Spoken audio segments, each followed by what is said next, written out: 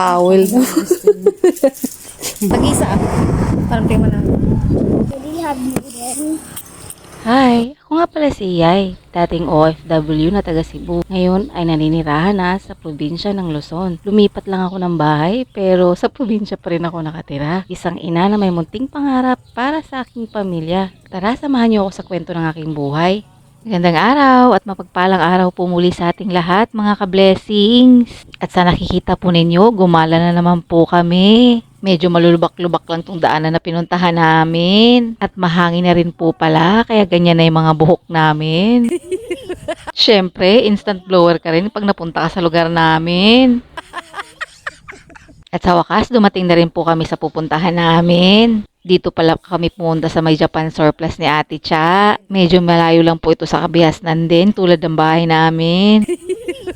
Pagkarating nga po pala namin, inassist kami agad ni Ate Cha. At ito po pala yung mga item na makikita ninyo sa shop niya. Super lawak din po talaga ng shop niya, kaya marami kayong pagpipilian. Sa sobrang dami mong choices, nako, malilito ka na lang talaga kung ano dyan ang pipiliin mo. Actually, kaya kami pumunta kasi may mga namain tayo. Madalas po kasi mag-FB live si Ate Cha. At doon makikita mo yung mga item na fineflex niya.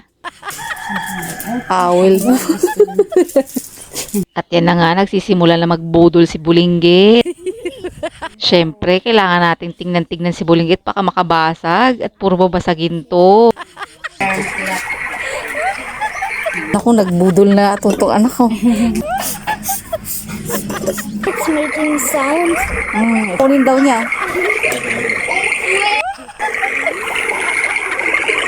Papili na si Bulinggit.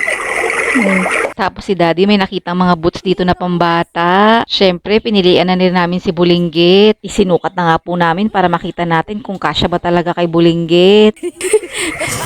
That's all for yours? O diba, tinabi na agad ni Bulinggit. At meron din tayong nakitang ceramic pot. At si Daddy naman may nakita din. Sabi niya ito na lang daw yung kunin namin. Sobrang dami talaga ng mga items dito na pwede niyong pagpipilian. At ito pa nga yung isang nabudol ni Bulinggit. Wala naman tayong choice kundi kunin na lang. Kasi sa sobrang dami, nakakalito talaga kung anong pipiliin mo. At yan na po pala yung mga namay namin at nabudol ni Bulinggit. Meron din po silang mga cabinet kung gusto ninyo. Sayang nga lang at nakabili na rin po kami. At yan na nga si Ate Cha, kinumpute niya na kung magkano. At pagkatapos niyan, umalis na rin po kami. Pasalamat lang po tayo ka Ate Cha. Hanggang sa susunod na miners at budol. Pagkatapos nga namin dito, sabi ko kay Daddy, pumunta naman tayo dun sa sinasabi mong masarap na pares. At yan na nga po pala, dumating na rin kami dito. On the way na rin po kasi ito pauwi sa bahay. Kaya naisipan namin magbiryenda na lang at alas 3 na. At baka nagugutom na yung mga anaconda namin sa tiyan. Mahirap na po, baka lumiit yung mga tiyan namin. Sayang naman yung inipon naming fats.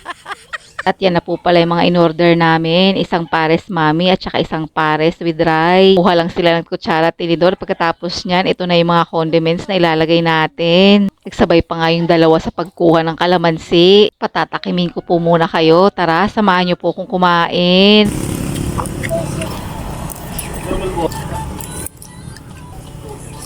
We have noodles.